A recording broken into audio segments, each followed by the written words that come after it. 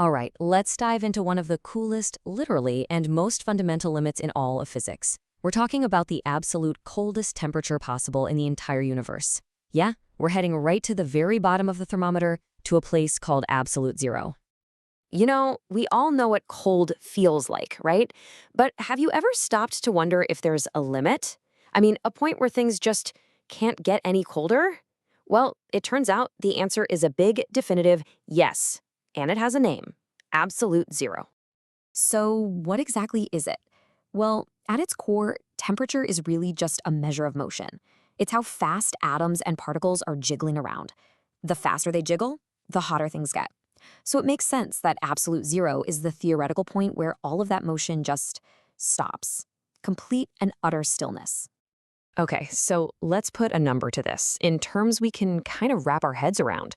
We're talking about minus 273.15 degrees Celsius. Or if you use Fahrenheit, a truly mind-boggling minus 459.67 degrees. It's a level of cold that's, well, it's pretty much unimaginable. And, this is exactly why scientists came up with a different scale, the Kelvin scale. It's just so much simpler. It starts at absolute zero itself, so 0 Kelvin is the true bottom. There are no clunky negative numbers to deal with. It's an absolute scale, which makes a ton of sense when you're talking about the ultimate limit of cold. Now, figuring all this out wasn't some quiet, simple discovery. Oh no, it was actually this incredible, thrilling scientific race to the bottom. You had brilliant physicists all across Europe, all competing to see who could get colder and colder, liquefying one gas after another in this epic quest to reach the ultimate zero. It really kicked off with a legendary Michael Faraday way back in 1845. Then came these huge leaps forward, first with liquid air, then with liquid hydrogen.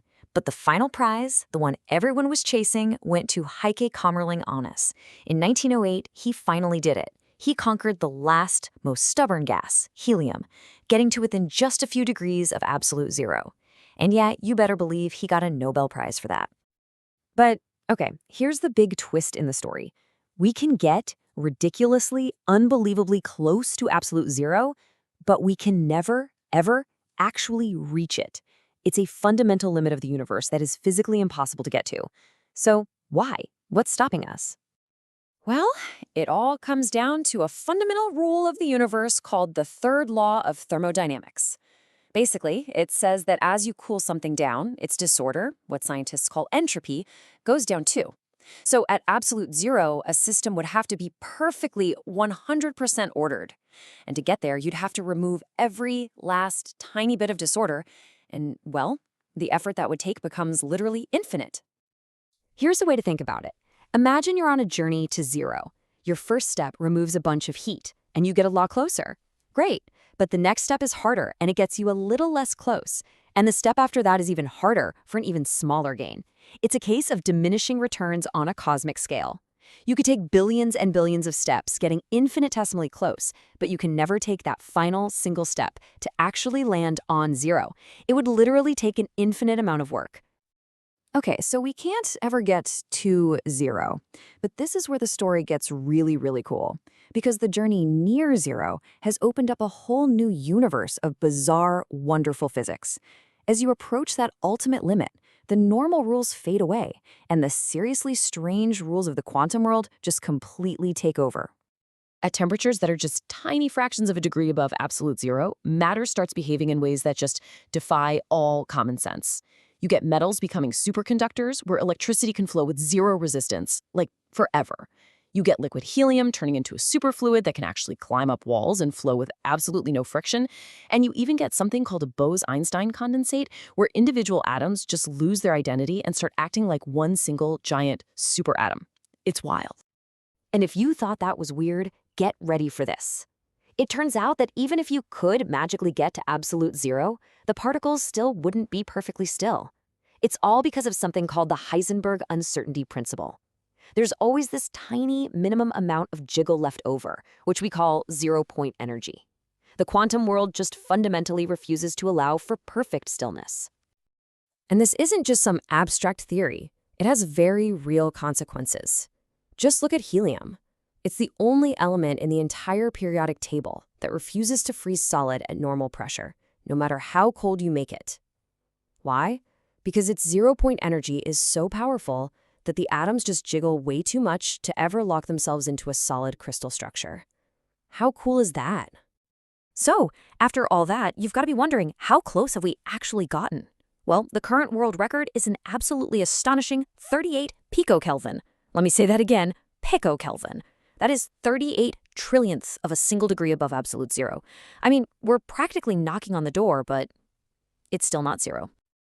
All right, I hope your brain isn't too melted yet, because we've established you can't reach absolute zero. But just when you think you've got the rules figured out, physics loves to throw one last, absolutely incredible paradox at us. So the simple question is, can anything be colder than absolute zero? The simple answer is no.